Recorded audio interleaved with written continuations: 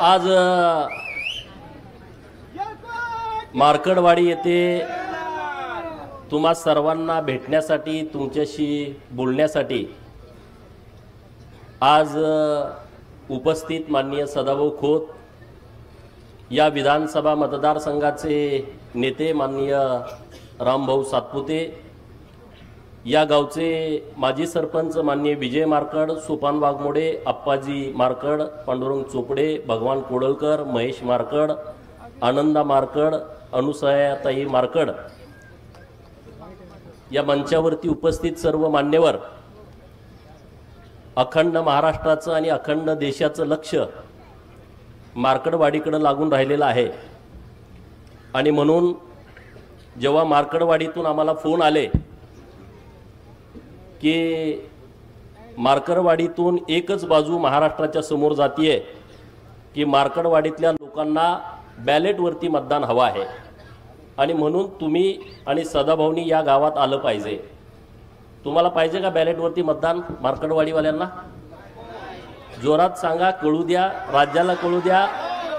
मीडियावाल्यांना माझी विनंती आहे, ही सगळी मार्कडवाडीतली लोक कोण कोण आहेत हात वर करा। हे बघा अख्खं गावच आहे। तर तुम्हाला बॅलेटवरती मतदान पाहिजे आहे का? हात वर करून सांगा, तुम्हाला बॅलेटवरती मतदान पाहिजे आहे का? जोरात सांगा, पवाराला ऐकू गेलं पाहिजे, मोठ्यानं बोला। नाही ना? ईव्हीएम वरती तुम्ही महायुतीच्या बाजूने मतदान केलंय का? कोणी कोणी केलंय हात वर करा। कोणी कोणी केलंय हात वर करा, जरा कळू दे, हात जरा थोडा वेळ धरा। हा, आणि म्हणून आम्ही ठरवलं की मार्कडवाडी गावामध्ये गेलं पाहिजे। महाराष्ट्रामध्ये आणि देशामध्ये मार्कडवाडी पॅटर्न आणि पहिल्यांदा पॅटर्न कुणाला दिसला? कुणाला दिसला? अरे हे माझं रक्ता मांसाचं गाव आहे, माझ्या पै पाहुण्यांचं गाव आहे, 90% इथं धनगर समाज राहतो। आणि मग माझी जबाबदारी वाढली की अरे धनगरांनाच पुढं का केलं, की म्हणजे या महाराष्ट्रातला धनगर समाज लोकशाहीच्या माध्यमातून जी निवडणूक प्रक्रिया पार पडते त्याच्या विरोधात आहे असं वातावरण करण्याचं महापाप शरद पवारांनी केलं। म्हणून आम्ही मार्कडवाडीमध्ये आज आलोय। अरे 100 शकुनी मेल्याच्या नंतर एक पवार जन्माला आलाय। 100 शकुनी मेल्याच्या नंतर एक शरद पवार जन्माला आलाय। ह्याचं डोकं बघा की धनगर समाज हा कायदा मानत नाही, धनगर समाज हा लोकशाही मानत नाही। अरे 100 गावात या विधानसभा मतदारसंघामध्ये माझ्याच मार्कडवाडीला का पुढे केला? आणि म्हणून मी आणि सदाभाऊ इथं तुमच्या गावामध्ये आलो आहे। अरे या हिंदुस्थानातला धनगर समाज हा लोकशाहीला मानतो। या भारताच्या नवनिर्मितीमध्ये धनगरांचा सिंहाचा वाटा आहे। जी संसद भवन आज दिल्लीमध्ये डोमानं उभी आहे, जे राष्ट्रपती भवन दिल्लीमध्ये उभा आहे आणि त्या सगळ्या जमिनी आहेत त्या होळकरांच्या रायसोनी गावामध्ये उभ्या आहेत। अरे ही लोकशाही मजबूत करण्यासाठी या होळकरांचा सिंहाचा वाटा आहे। आणि म्हणून पवारांचा डाव लाथन उधळून टाकण्यासाठी आज आम्ही तुमच्या समोर आलो आहे। बरोबर आहे की चुकीचं आहे? हा का रे बाबा? पहिल्यांदा आम्ही राजीनामा देणार, दे की तुझ्या लेकीचा, दे लेकीचा राजीनामा। 4-5 महिन्यापूर्वी लोकसभेच्या निवडणुका झाल्या, 1 लाख 1.5 लाखांना निवडून आली आहे। दे तुझ्या त्या कर्जत जामखेडच्या नातबाचा 1100 मतांनी निवडून आलाय। दे त्या जयंत पाटलाचा, परवा आला होता ना जयंत पाटील इथं, तोंडावरती साथी आसरा घेऊन आला होता ना, दिसायला देखना राजबिंडा, तितकाच कपटी, तितकाच नीच, तितकाच जातीवादी। दे ना त्याचा राजीनामा, या तिघांचा राजीनामा द्या आणि हे ईव्हीएमचं आंदोलन सुरू करा। आणि राहुल गांधींनी त्यांनी स्वतःचा आणि त्याच्या बहिणीचा देऊ दे ना राजीनामा, आणि मग या आंदोलनामध्ये येऊ दे ना। बरोबर आहे की चुकीचं आहे? बरोबर आहे काय चुकीचं आहे? अरे एका आमच्या आनंदराव देवकाते साहेबांनी राजीनामा दिला, अजूनपर्यंत त्या घराला आमदारकी मिळाली नाही। मिळाली का सांगा? मिळाली?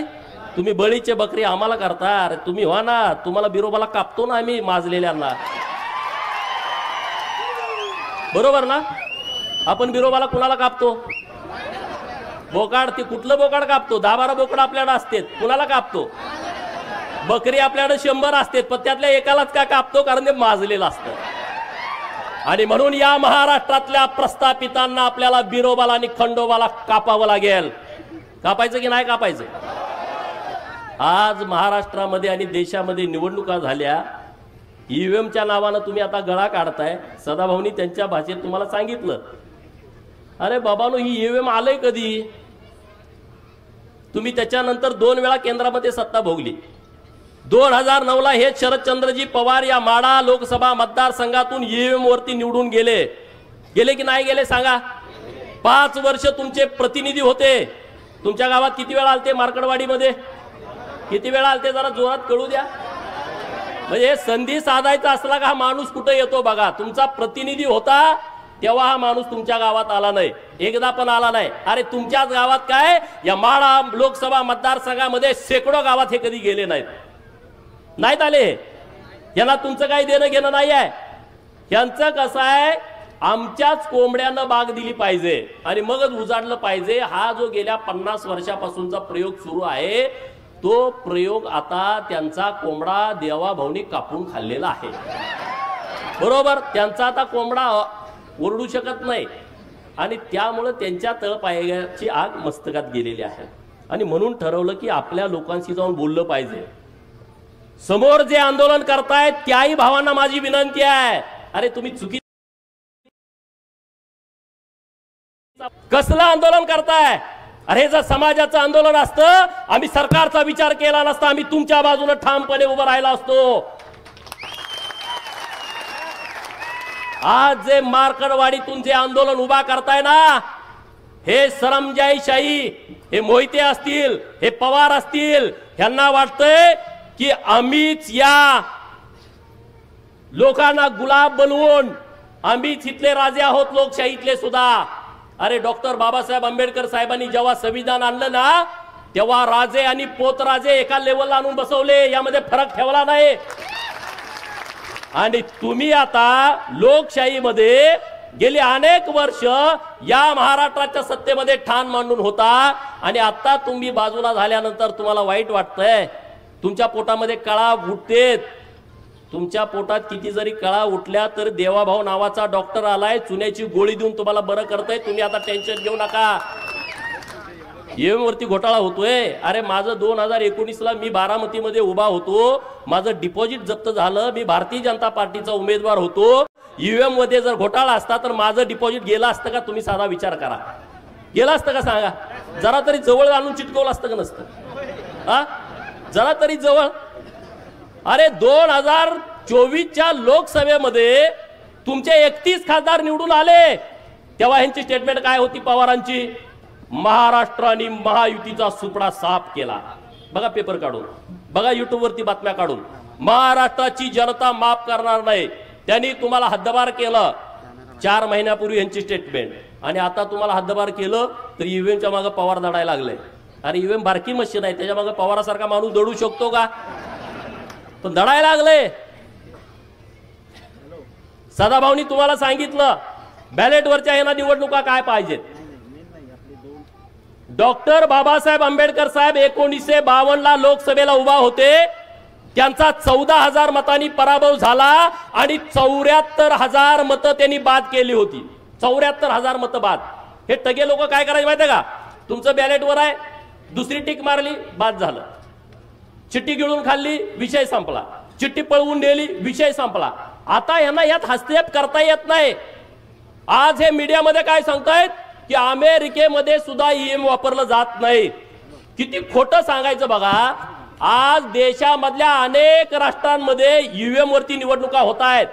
त्यामध्ये अमेरिकेमधले काही राज्य आहेत, त्यामध्ये ऑस्ट्रेलिया आहे, त्यामध्ये बेल्जियम आहे, Bulgaria, Switzerland, Canada, Mexico, Argentina, Brazil, Chile, Peru, Venezuela, Namibia, Nepal, Bhutan, Armenia, शेजारचा आपल्या बांगलादेश. आणि याच्यापेक्षा काय, जो राहुल गांधी तुमच्या गावामध्ये येणार आहे त्याच्या आजोळात इटलीमध्ये सुद्धा ईव्हीएम वरती निवडणुका होत आहेत. राहुल बाबाला माझा सवाल आहे, पहिला आजोळला जा, मामाच्या गावाला जा, झुक झुक झुक झुक आगे न गाडी, धुराच्या रेस्या हवेत काढी, पळती झाडे पाहूया आणि मामाच्या गावाला जाऊया. आमच्या लहानपणी आम्ही म्हणत होतो तू विमानातनं जा आणि इटलीमध्ये काय ईव्हीएम मधून मतदान होतंय याचा अभ्यास कर ना. किती या देशामध्ये खोटं पसरवायचं. आपल्याकडे एक म्हण आहे, खरं घरातून बाहेर पडेपर्यंत चप्पल घालूपर्यंत खोटं गावभर हिंडून येतं.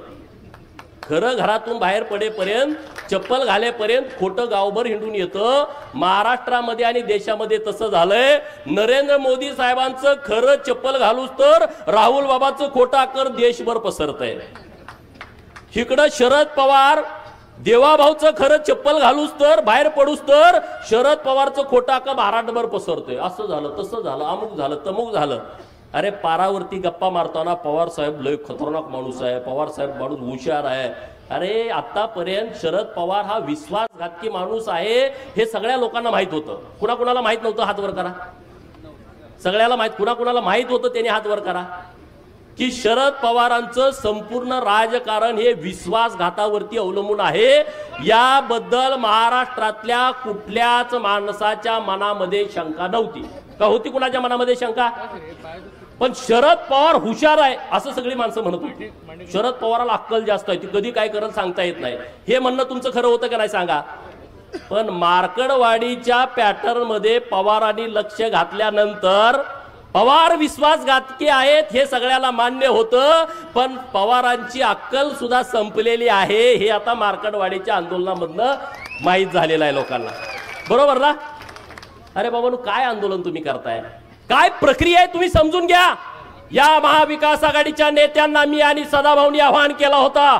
मुंबईमध्ये महात्मा गांधींच्या पुतळ्यांच्या समोर बसून हे आवाहन केलं होतं की 2017 साली निवडणूक आयोगानं आवाहन केलाय, जर यामध्ये काय घोटाळा असेल तर तुम्ही समोर या आणि आम्हाला झाकून द्या. 2017 पासून 2024 पर्यंत एकही माणूस तिथं ईव्हीएम मशीन हॅक होतंय याचा पुरावा घेऊन गेला नाही. आणि आम्ही सुद्धा आवाहन केलं होतं, तुम्ही कशाला असं खोटं सांगताय लोकांना. जर ईव्हीएम हॅक होत असेल, ईव्हीएम मध्ये सेटिंग झाला असेल तर तुम्ही सगळे समोर या आणि आम्हाला दाखवून द्या की ईव्हीएम मध्ये अशा अशा पद्धतीने घोटाळा होतोय. एकही माणूस पुढे यायला तयार नाही. बक्षीस पण आम्ही जाहीर केलं. जयंत पाटील इथं आले होते परवा, त्याचा चेहरा बघितला, लय डिम पडलं होतं. अरे 22 तारखेला संध्याकाळी हा माणूस मुख्यमंत्री होणार म्हणून नव्या नवरी सारखा नटला होता, इकडं तिकडं फिरत होता की मुख्यमंत्री होणार. आणि सकाळी 11 वाजता गारज झाला, एकदम गडी डिम पडलाय. एकदम असा राजबिंडा गडी पण असा डिम पडलाय. आणि तो काय म्हणतोय, कार्यकर्त्याची मिटिंग घेऊन आपला विजय हा 61,000 मतांनी झालाय. निवडून किती मतांनी आलाय? 11,000. भाजपवाल्यांनी 50,000 मतं यात अगोदरच सेट केलेत. काय म्हणतोय? भाजपनं 50,000 मतं अगोदरच सेट केलेत. म्हणून मी आणि सदाभाऊनं घोषणा केली, जर जयंतराव पाटील बाहेरच्या देशामध्ये शिकलेले आहेत, इंजिनियर आहेत, त्यांनी जर हे सिद्ध केलं तर मी 50 रुपयाचं बक्षीस देईन आणि सदाभाऊ 51 रुपयाचं बक्षीस देईन. असं 101 रुपयाचं बक्षीस आम्ही जाहीर केलंय. लायकीप्रमाणे बक्षीस द्यावं लागतं म्हणून 101 रुपये. दुसरा कोणी हॅकर असेल तर त्याला 11 लाख रुपयाचं आमचं वेगळं बक्षीस आहे. त्यानं जर त्याच्या बुद्धिमत्तेने हॅक केला तर काय प्रकार आहे. किती खोटं बोलायचं, लोकांना किती खोटं सांगायचं. जयंत पाटलांना ही प्रक्रिया माहित नाही ईव्हीएमची, शरद पवारांना ही प्रक्रिया माहित नाही. मी आवाहन करतो मार्कडवाडीतून, शरद पवारांनी राष्ट्रवादी काँग्रेसच्या खासदारांचं, राष्ट्रवादी काँग्रेसच्या आमदारांचं एक प्रशिक्षण घ्यावं आणि या देशामध्ये निवडणुका कशा होतात त्याचं प्रशिक्षण पहिल्यांदा त्यांना द्यावं आणि मग महाराष्ट्राच्या समोर यावं. अरे आंदोलन करायला हरकत नाही, पण मार्कडवाडीमध्ये मतदान घेण्यास प्रशासनाचा विरोध बघा. एका बाजूला हे लोकसभेला काय म्हणले की भाजप संविधानाच्या विरोधात आहे, भाजप संविधान बदलू पाहत आहे. आणि आता विधानसभेची निवडणूक झाल्यानंतर तुम्ही मार्कडवाडीमध्ये बॅलेट वरती मतदान घेण्याचा आग्रह करताय. म्हणजे तुम्ही कायदा मानत नाही, म्हणजे तुम्ही संविधानला मानत नाही. शरद पवाराचा हम करे सो कायदा सुरू आहे, ते देशामध्ये संविधानाला मानत नाहीत. अरे साधं गणित आहे. लोकप्रतिनिधी अधिनियम आहे 1951, कलम 19A, कलम 20 आणि कलम 20A काय म्हणताय की या देशामध्ये निवडणूक घेण्याचा अधिकार फक्त इलेक्शन कमिशन ऑफ इंडियाला आहे किंवा त्यांच्या लोकांना आहे. याच्या व्यतिरिक्त दुसरा माणूस निवडणूक घेऊ शकत नाही. म्हणजे दुसऱ्या त्यांच्या मशिनरीला म्हणजे कोणाला कलेक्टरना लोकसभेची निवडणूक, प्रांतांना विधानसभेची निवडणूक, बीडीओ आणि तहसीलदारांना पंचायत समिती आणि जिल्हा परिषदची निवडणूक घेण्याचा अधिकार आहे. दुसऱ्या कुठल्याही माणसाला ही निवडणूक घेता येत नाही. एवढं साधं जर शरद पवारांना कळत नसेल तर एवढा इतके वर्ष महाराष्ट्र यांच्या ताब्यात होता, मग ह्यांनी राख रांगोळी महाराष्ट्राची केली का नाही केली सांगा तुम्ही. एवढं जर यांना कळत नसेल हे समजून सांगा गावातल्या लोकांना. निवडणुकीच्या अगोदर FLC केली जाते, फर्स्ट लेवल चेकिंग. FLC म्हणजे काय आहे? त्या ज्या सगळ्या ईव्हीएमच्या मसनी आहेत ना, त्या मसनी सोलापुरात, त्या मसनी सांगलीत, त्या मसनी साताऱ्यात, त्या पुण्यात जिल्ह्याच्या ठिकाणी असतात गोडाऊन मध्ये.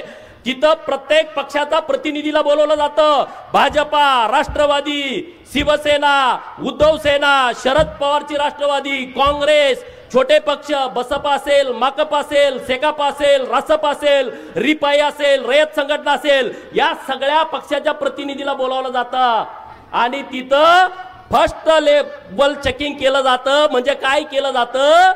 तुमच्या विधानसभा मतदारसंघामध्ये जेवढ्या मसनी आहेत, जेवढे बूथ आहेत, त्या मसनीपैकी 1% मशीनवरती 1200 मतदान पोलिंग करून घेतली जातात. किती? 1200 मतदान तुमच्या समोर. आणि मग ते चेक केलं जातं हे 1200 मतदान पडले का. परत 2% मसनी त्यातल्या घेतल्या जातात, त्यामध्ये 1000 मतदान चेक केलं जातं. 1000 वेळा मतदान द्यायचं आणि ते चेक करायचं त्यालाच दिलंय का. आणि मग तिसऱ्या वेळा परत 2%, त्यामध्ये 500 मतदान द्यायचं. हे 2%, 2% आणि 1%, 5% झालं. आणि राहिलेल्या सगळ्या मसनीवरती एका मशीन मध्ये 16 उमेदवार असतात, त्या प्रत्येक मसनीवरती 6 प्रत्येक उमेदवाराला मतदान द्यायचं आणि ते चेक करायचं. हे चेक त्यांच्या समोर करायचं आणि त्यांनी सह्या करायच्या सगळ्या प्रतिनिधींनी. आणि मग जेव्हा ही मशीन आपल्या गावात येते ना बूथवरती, तिथं आल्यानंतर आपल्या सगळे आपण मतदान प्रतिनिधी असतो, त्यांच्या समोर प्रत्येक मशीनवरती 50 मतदान करून घ्यायचं. किती? येड्यात कोणाला काढताय?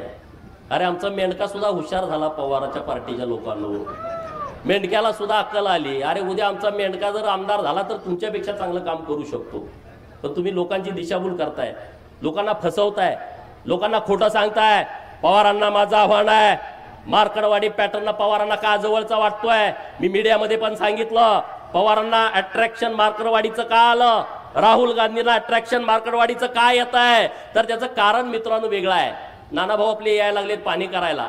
त्यांचं काय वेगळं गणित आहे की या देशातली जनता नरेंद्र मोदी साहेबांना परत 2029ला पंतप्रधान करणार आहे. तुमचं काय मत आहे? तुमचं काय मत आहे? हे लोकमत आहे, बरोबर की नाही बरोबर? नरेंद्र मोदी साहेब परत 2029ला पंतप्रधान होणार आहेत. आता देवाभाऊ 5 वर्षासाठी महाराष्ट्रात मुख्यमंत्री झाले. किती जरी तुम्हाला वाईट वाटलं तर आता त्याला नाइलाज आहे. पवारांच्या पार्टीचं जातीवाद्यांचं म्हणणं काय होतं महाराष्ट्रातल्या माहित आहे का? महाराष्ट्रात महायुतीचं सरकार यायला नाही पाहिजे. बघा पहिली यांची इच्छा मोहितेंची काय, महाराष्ट्रात महायुतीचं सरकार नाही आलं पाहिजे. महाराष्ट्रात जर महायुतीचं सरकार आलं तर भाजपचा मुख्यमंत्री झाला नाही पाहिजे, दुसरी इच्छा. तिसरी इच्छा काय, जर भाजपचा मुख्यमंत्री झाला तर देवाभाऊ झाला नाही पाहिजे. अरे आमचा मसोबा, बिरोबा, खंडोबा, धुळोबा, मकोबाई, नीनाबाई ही सगळे आमचे देव जागे आहेत रे. तिथला बहुजन जागा आहे गावगाड्यातला. गावगाड्यातल्या लोकांनी डोळं उडून बघितलं की बाबानो हे देवाभाऊच का लागते, नरेंद्र मोदी साहेब का पाहिजे. ईव्हीएम हॅक केली, ईव्हीएम हॅक केली. होय ईव्हीएम हॅक केली दिवाण सर, पण कुणी केली? लाडक्या बहिणीने हॅक केली. 1500 रुपये माझ्या बहिणीला दिले. सुप्रिया सुळे काय म्हणाल्या, 1500 रुपयात काय होतंय? बातमी बघितली होती ना टीव्हीवर. 1500 रुपयात काय होतंय? मी सांगितलं, चॅनेलवाल्यांनी मला विचारलं ताई असं बोलतात की 1500 रुपये मध्ये काय होतंय। मी त्या चॅनेलवाल्यांना सांगितलं हे 1500 रुपये मुंबईमध्ये ताज हॉटेलला बसून 1500 रुपयाची कॉफी पिणाऱ्यासाठी नाहीत। हे 1500 रुपये ट्रायडंट हॉटेलला 1000 रुपयाचा चहा पिणाऱ्यासाठी नाहीत। 2-3 लाखाचा गॉगल घालणाऱ्यांच्यासाठी हे अजिबात नाही आहे। ज्यांच्याकडे 1.5-2-3 लाखाची पर्स आहे अजिबात नाही। ज्यांच्या पायामध्ये 1.5 लाखाचा 50,000चा 1 लाखाचा उंची सॅन्डल आहे त्यांच्यासाठी नाही। लिपस्टिक वाल्यांच्यासाठी नाही। हे कुणासाठी आहे? मार्कडवाडीमध्ये जी माझी बहीण रानामध्ये काम करते आणि तिच्या अंगामध्ये ताप आला, कणकणी आली, थंडी आली आणि तिच्याकडे 50 रुपये इंजेक्शनासाठी नाही, त्या माझ्या बहिणीसाठी ही योजना आहे।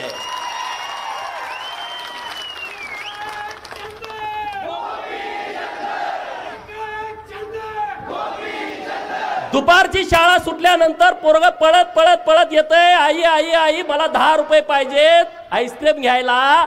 आणि जेव्हा आई घरामध्ये जाते, डब्यामध्ये बघते, गाडग्यामध्ये बघते, चुलीजवळ बघते, तिच्याकडे 10 रुपये नाहीत आणि म्हणून तिच्या डोळ्यात पाणी येतंय की मी माझ्या लाडक्या पोराच्या हातामध्ये खाऊसाठी 10 रुपये देऊ शकत नाही।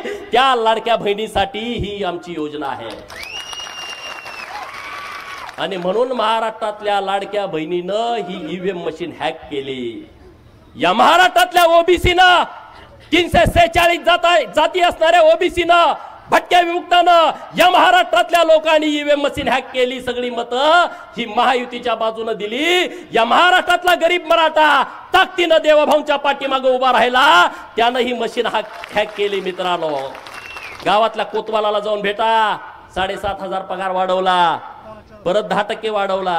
कोतवालाचं गावात संबंध किती असतील तुम्हाला माहित आहे? कोतवालाच्या पुढे कोण जाते का? नाहीतर उतारा उलटा पालटा करून टाकते।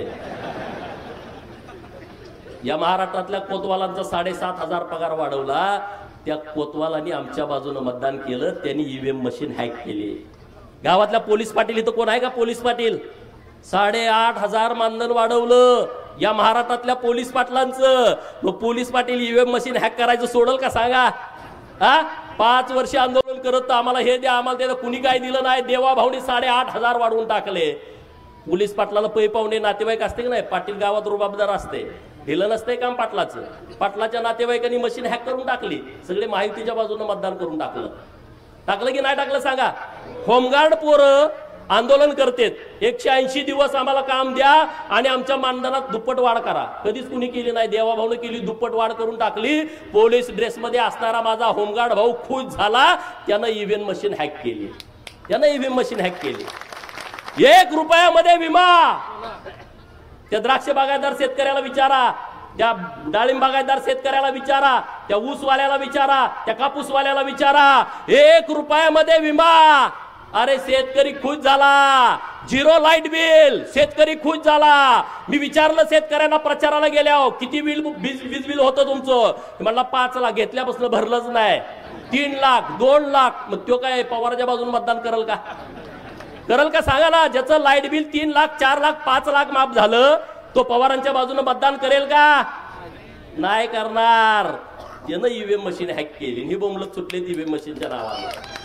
ह्या लोकांनी मशीन हॅक केली। मित्रांनो, या राज्यामध्ये पहिल्यांदा मेंढपाळाला चराई भत्ता द्यायचा निर्णय सरकारने घेतलाय। जातोय ना मेंढराकडं, फॉरेस्ट वाला म्हणतोय तुला येऊ देत नाही, म्हणलं राहू दे, येऊ देत नाही तर पैसे दे रान घ्यायला। आणि सरकारनं निर्णय केला, एका मेंढपाळाला एका महिन्याला 6,000 रुपये, 4 महिन्याचे 24,000 रुपये। त्या मेंढक्यानं ईव्हीएम मशीन हॅक केली। महाराजा यशवंतराव होळकर महामेश योजना आली आहे, त्या मेंढक्याला त्याचा लाभ होतोय, त्यानं तुमची ईव्हीएम मशीन हॅक केली आहे। या महाराष्ट्रातल्या गरीबाची पोरं प्रत्येक जिल्ह्याला 100 मुलं मराठा समाजाची, 100 मुली मराठा समाजाच्या हॉस्टेलला राहत आहेत। 100 मुलं ओबीसीची, 100 मुलं ओबीसीच्या मुली, त्या हॉस्टेल चालू केली। त्यांच्या आई वडिलांनी ईव्हीएम मशीन हॅक केली आहे। ही ईव्हीएम मशीन त्यांनी हॅक केलेली आहे। या महाराष्ट्रातल्या सगळ्या मुलींचं उच्च शिक्षण सरकारनं मोफत केलं, मेडिकलचं, इंजिनिअरिंगचं, बी फार्म, डी फार्म। त्या मुलीच्या आई वडिलांनी, आजोबांनी, पंजोबांनी ही ईव्हीएम मशीन हॅक केली की नाही सांगा? या देशातल्या आणि महाराष्ट्रातली 73 मंदिरं आपल्या सरकारच्या माध्यमातून 60 वर्षाच्या वरचे जे आपले आई वडील आहेत त्यांच्यासाठी मोफत दर्शन सुरू केलंय। केदारनाथला जावा, अमरनाथला जावा, तुम्ही कुठेही जा, काशीला जावा, हे सगळं त्या भाविकांनी मशीन हॅक केली आहे। 50% सूट घेऊन ज्या भगिनीनं एसटीचा प्रवास केलाय, कुणी कुणी केलाय प्रवास 50% सूट मध्ये, हे काय माझ्या सगळ्या बहिणी आहेत, या बहिणींनी ती मशीन हॅक केलेली आहे। महाज्योतीच्या माध्यमातून या महाराष्ट्रातल्या ओबीसींची हजारो पोरं तहसीलदार झाली, प्रांत झाली, PSI झाली, DYSP झाली, कलेक्टर झाली, SP झाली। त्या बहुजनांच्या पोरानं, ओबीसीच्या पोराच्या आई वडिलांनी मशीन हॅक केलेली आहे। 22 पोरं महाज्योतीच्या माध्यमातून वैमानिक झाली। अरे पवाराला कधी कळलं होतं का? कुंभाराचं, सोनाराचं, सुताराचं, लोहाराचं पोरग वैमानिक झालं आणि त्याचा सगळा खर्च माझ्या सरकारनं महाज्योतीच्या माध्यमातून भरलाय। त्याच्या पै पाहुण्याने ही मशीन हॅक केली आहे। एक सांगू का, अनेक सांगू, किती गोष्टी तुम्हाला सांगू? या सगळ्या मशीनी हॅक झालेत का नाही, हे केंद्राच्या आणि राज्याच्या योजनेतून हॅक झालेल्या आहेत। आणि त्यामुळे तुम्ही नुसत्या बोंबा मारू नका। तुम्ही किती जरी बोंबा मारल्या तर त्याचा उपयोग होणार नाही। अरे मार्करवाडीचं आंदोलन झालं, आतापर्यंत शरद पवारांनी कारखाना हायजॅक केला हे मला माहित होतं। आतापर्यंत शरद पवारांनी रयत शिक्षण संस्था हायजॅक केली हे मला माहित होतं। सूतगिरण्या हायजॅक केल्या हे मला माहित होतं। यशवंत चव्हाण प्रतिष्ठान ते हायजॅक केलं माहित होतं। पण हा लबाड लांडगा मार्करवाडीचं आंदोलन पण हायजॅक करतोय, याचं मला विशेष वाटलं। अरे तुमचं आंदोलन पण त्याला पळवून नेलं, पवारांच्या नावावरती आंदोलन पडलाय। आणि म्हणून मार्करवाडीतल्या सगळ्या लोकांना माझं आव्हान आहे, उद्या तुम्ही बसा, हे राजकारण जाऊ द्या बाजूला, हे विधानसभेचा विषय नाही आहे, हे माळशिरस तालुक्याचा विषय नाही। अरे महाराष्ट्राला चुकीच्या पद्धतीनं दिशा देण्याचा प्रयत्न, भारताला चुकीच्या पद्धतीनं दिशा देण्याचा प्रयत्न या मार्करवाडीच्या आडून केला जातोय, तो इथल्या लोकांनी खपवून घेतला नाही पाहिजे। हे चुकीच्या लोकांना तुम्ही खतपाणी घालताय, ज्यांची माती झाली आहे, ज्यांचं स्मशान वाटा झालाय, त्या लोक हे चुकीच्या पद्धतीनं आंदोलन हाताळतायत। आणि मुंबईमध्ये बघितलं हे कसं आहे बघा प्रकरण, मार्करवाडीमध्ये प्रशासन गैरवापर करताय म्हणून आम्ही आमदारकीची शपथ घेत नाही। पहिल्या दिवशी तुम्ही बघितलं का, पहिल्या दिवशी काय केलं, आमदारकीची आम्ही शपथ घेत नाही, मग आता दुसऱ्या दिवशी यांनी काय घ्यायची सांगा? बरोबर ना? तुम्हाला हे पसंत नाही, तुम्ही ईव्हीएमच्या विरोधामध्ये आहे, तर तुम्ही पहिला राजीनामा दिला पाहिजे ना। तुम्ही पहिला राजीनामा देऊन टाका ना सगळेजण सरसकट। तुमच्या कोणाच्या तरी सांगण्यानं बॅलेट वरती निवडणुका होतात। अरे काय धर्मशाळा आहे का? कुणी पण सांगावं आणि कुणी काय करायचं? हे कायद्याचं राज्य आहे, हा कायद्याचा देश आहे। जे संसदेमध्ये चालतंय, जे महाराष्ट्राच्या विधानसभेमध्ये कायदे होतात, त्या पद्धतीने हा देश चालतो। पवारांनी सांगण्यावरून आणि त्यांच्या बगलबच्च्यांच्या सांगण्यावरून हा देश चालत नाही, राहुल गांधीच्या सांगण्यावरून हा देश चालत नाही। ज्यांना ही प्रक्रिया मान्य नसेल त्यांनी राजीनामे द्या आणि मग तुम्ही आंदोलन सुरू करा। नुसतं करंगळी कापून शहीद झाल्याचा आव आणू नका। ज्यांना कोणाला द्यायचं आहे ना, आज दिल्लीमध्ये तिथं सुप्रिया सुळेंनी ओम बिर्ला साहेबांना जाऊन भेटावं अध्यक्षांना आणि तिथं तात्काळ राजीनामा द्यावा। ईव्हीएम वरती माझा विश्वास नाही आणि म्हणून मी राजीनामा देत आहे आणि मी माझ्या बाबाच्या सोबत आंदोलनात उडी घेत आहे। राहुल गांधी आणि प्रियांका गांधींनी ओम बिर्ला साहेबांना भेटावं आणि डायरेक्ट राजीनामा द्या ना, मीडियाच्या समोर काय राजीनामा देत आहे? आणि रोहित पवार, जयंत पाटील यांनी उद्याच्या उद्या, कालच राहुल नार्वेकर साहेबांचे अध्यक्ष म्हणून निवड झालेले आहे, त्यांच्याकडे पहिल्यांदा जाऊन राजीनामा द्यावा। जर उद्या यांनी राजीनामा दिला नाही तर परत ईव्हीएमच्या विरोधात थोबाड उचकायचं नाही। बरोबर ना? बरोबर का चूक आहे? तुम्हाला करायचंय तर खरंच करून टाका ना, नाटक कशाला करताय? नाटक करू नका। तुम्हाला जे काम करायचंय ते तुम्ही एकदम बिनधास्त करा। मला एका मित्राचा सकाळी मेसेज आला आणि त्याला असं त्यामध्ये लिहिलं होतं, मला महाराष्ट्रात मवियाचे सरकार येईल अशी पवारांना होती आशा। महाराष्ट्रामध्ये मवियाचं सरकार येईल अशी पवारांना होती आशा, परंतु मार्करवाडीकरांनी त्यांच्या तोंडात घातल्या माश्या। महाराष्ट्रात मवियाचं सरकार येईल अशी पवारांना होती आशा, परंतु मार्करवाडीकरांनी त्यांच्या तोंडात घातल्या माश्या। पवारांच्या राजकीय जीवनाचा केला तमाशा, म्हणून पवार वाजवत आहेत ईव्हीएमचा ताशा। बरोबर ना? अरे अहमदनगरचं नाव बदललं, पुण्यश्लोक अहिल्यानगर केलं, मार्करवाडीतल्या लोकांना काय आनंद झाला असेल का नसेल? झाला की नाही झाला? अरे मग त्यांनी मतं दिली असतील ना, मोहितेच्या विरोधामध्ये लढायचा डीएनए इथल्या लोकांचा आहे. सीताराम अण्णा वाघमोडेंच्या पासून एसबी अण्णांच्या पर्यंत आहे की नाही, आहे की नाही? म्हणजे काय लगेच बदलतेत वैर? एवढे काय गुलाम झालो का आम्ही? हा, आमच्यात पण काय रग आहे की नाही? हा, रामभाऊच्या डोक्यात तोच विषय आहे, दुसरा विषयच नाही. हा, रामभाऊ प्रचाराची सभा असल्यासारखा ठोकूनच काढतो मोहितेंना. हा, अरे रामभाऊ सारखा पोरगा, माझ्यासारखा पोरगा, हे भाजपमुळे आमदार झालो आम्ही. आम्हाला केलं असतं का सांगा? हा, आम्हाला आमदार केलं असतं? अरे आमची शिफारस करायला माणूस नाही. जी कोण जाईल ते उलटच सांगते, जी कोणी जाईल ते उलटच सांगते. मला सदाभाऊ मी, आम्ही दोघच आहे.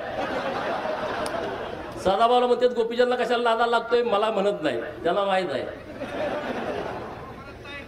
अरे बाबांनो, रामभाऊने एक विषय मांडला की रणजित मोहितेंनी राजीनामा द्यायला पाहिजे. खरंच त्यांना जर लाज वाटत असेल ना,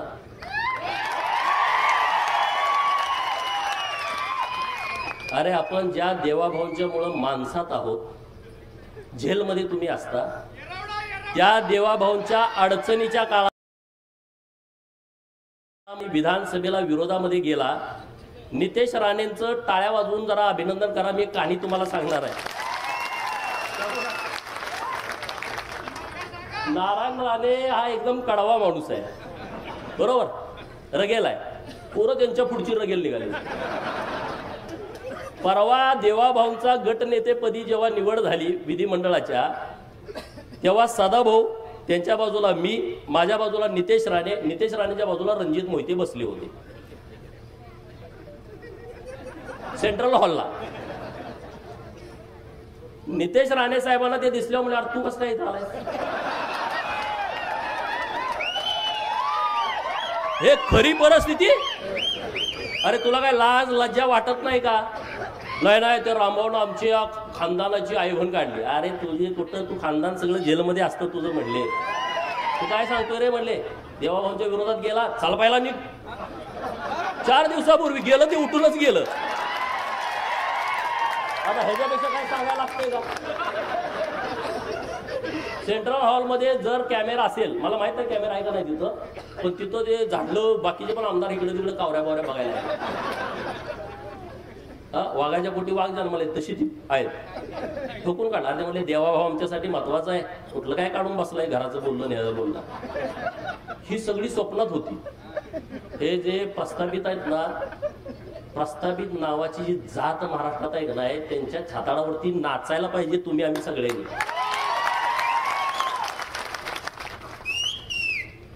नाचायला पाहिजे का नाही पाहिजे? त्यांना असं वाटत होतं की आता आपलं कोणतं सरकार येते ना, आम्ही असं करून तसं करू. आता इतकी मोह आले. जयंत पाटलाचं कालचं सभागृहातलं भाषण ऐकलं का? 2019ला देवाभाऊंना पुन्हा येईन ह्याच्यावरती असा डिवचत होता का नाही? आणि काल सुतासारखा मोह. 4 वेळा पाया पडले सगळ्यात तिन्ही पुढाऱ्यांच्या. किती वेळा? जयंत पाटील वाटतंय ना, 4 वेळा लाचार झाले.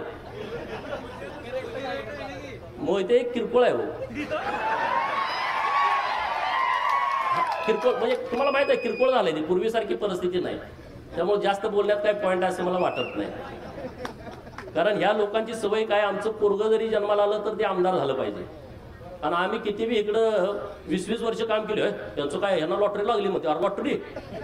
अरे आमच्या अंगावरती अजून पोलिसांनी मारलेले वळ गेले नाही 2007, 8, 9चे. हा, या जयंत पाटलाला मी जेव्हा अडवलं होतं तेव्हा आमच्यावरती लाठीचार्ज झाला होता. ती पोलिसाकडं प्लॅस्टिकचे काटे ना, पोलिसाकडं लय वाईट आहे. ते मारल्यानंतर 1 तासानं कळतंय कातड गेले, आधी कळत नाही. पुण्यश्लोक अहिल्या देवीची जयंती होती त्या दिवशी, आणि अचानक मी तिथं मंत्र्यांना बंदी घातली होती. टेंबूचं पाणी जोपर्यंत देत नाही तोपर्यंत मंत्र्यांनी यायचं नाही. जयंतरावला जरा कंड होता. अचानक हेलिकॉप्टर उतरवलं. मी तासगावात गेलो होतो, मला कळाला आलाय. लगेच गाडी वळवली, 5-50 पोरावरती अडवून टाकला. अडवला का पोलिसांनी लाठीचार्ज केला. आणि परत आम्ही त्या जयंतीच्या कार्यक्रमाला गेलो, किडेविसरी तालुका सांगोल्याला. आणि तिथं कोंबडवाडी म्हणून गाव आहे, तिथं गेल्यावर चंचनाय लागलं, तोवर कळालं नव्हतं. अरे सगळ्यांना म्हटलं बघा काय काय झालं, पॅन्टावर केल्या तर कातडच नाही, सगळं रगात. अरे आम्ही संघर्ष केलेले लोक आहोत. आम्ही संघर्ष करून इथं आलोय, आम्हाला काही लॉटरी लागलेली नाही. आमच्या घरात पोरग जन्माला आलं तर आमचा नामकरणाचा कार्यक्रम कसा असतो? पोरग पाळण्यात ठेवतेत, आमच्या आया बहिणी गोळा होतेत, कुणी गोविंद म्हणा, कुणी गोपाळ म्हणा, कुणी गोविंद म्हणा, कुणी गोपाळ म्हणा, कुर्र करून त्याचं नाव ठेवते. बरोबर? मोहितेच्या घरात असं नाही, कुणी गोविंद म्हणा, कुणी गोपाळ म्हणा. तिथं पाळण्यात ठेवले, मग कुणी आमदार व्हा, कुणी खासदार व्हा. काय?